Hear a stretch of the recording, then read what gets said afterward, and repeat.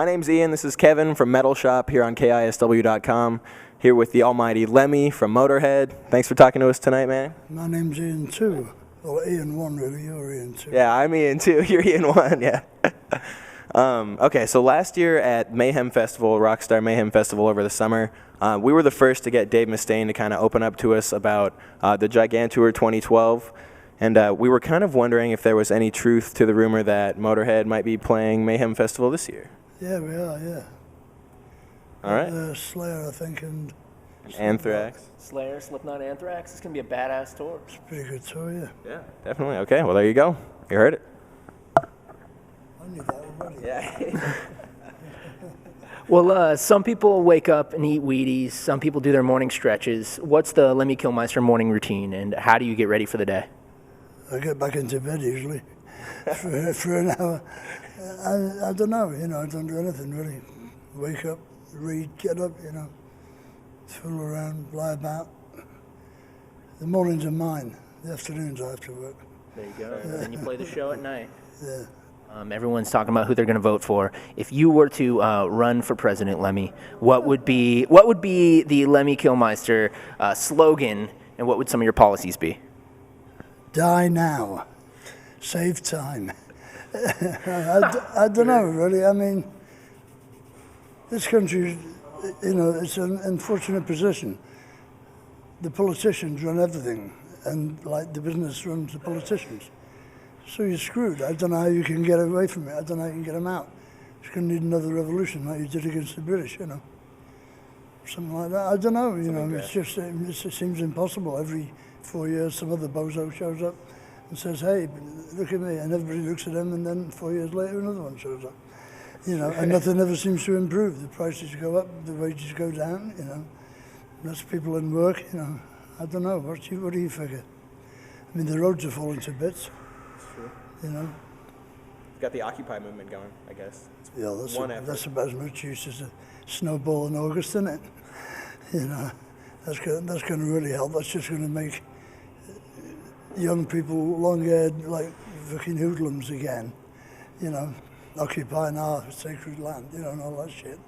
So I don't know what you're going to do. You're going to have to fight for it, man, I think.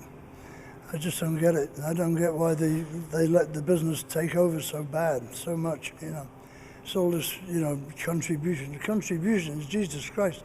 You could buy a third world country for some of them contributions, And then he owes them, you see? Yeah.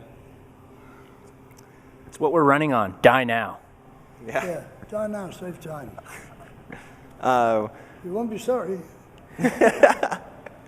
All right, how about this one? Do you have any... If you are, it's too late, isn't it? Well, then you already won. Yeah.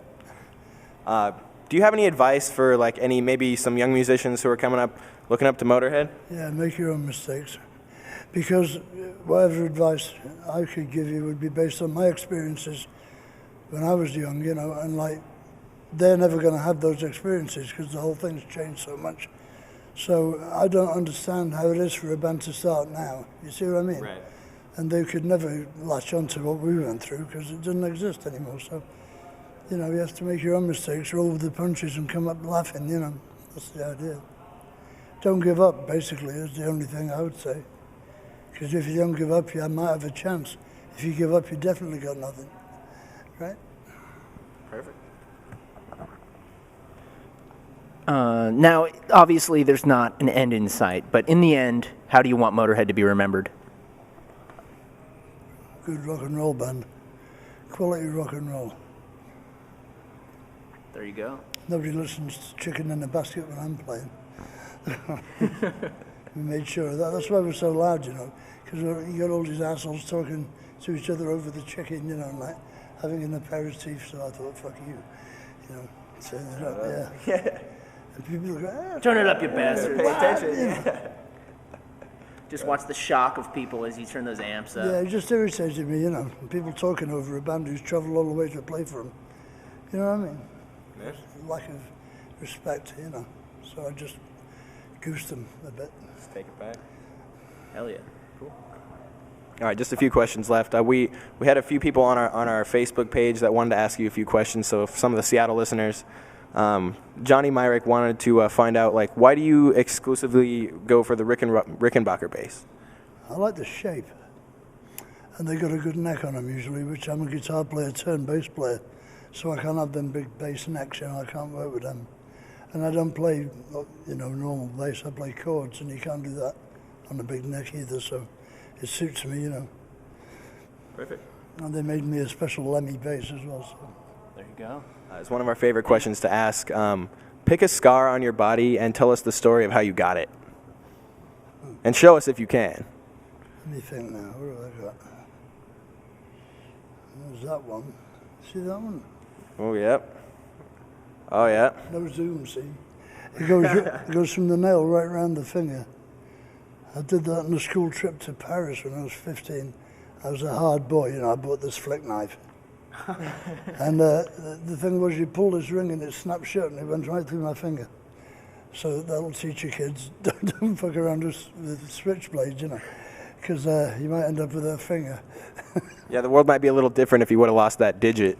Yeah, I still got a hole in it though. Yeah. From this tour. Yeah, that's a recent one. What's that one you got there? That was just the strings, like Just playing hard. when you first go out, Yeah, cool.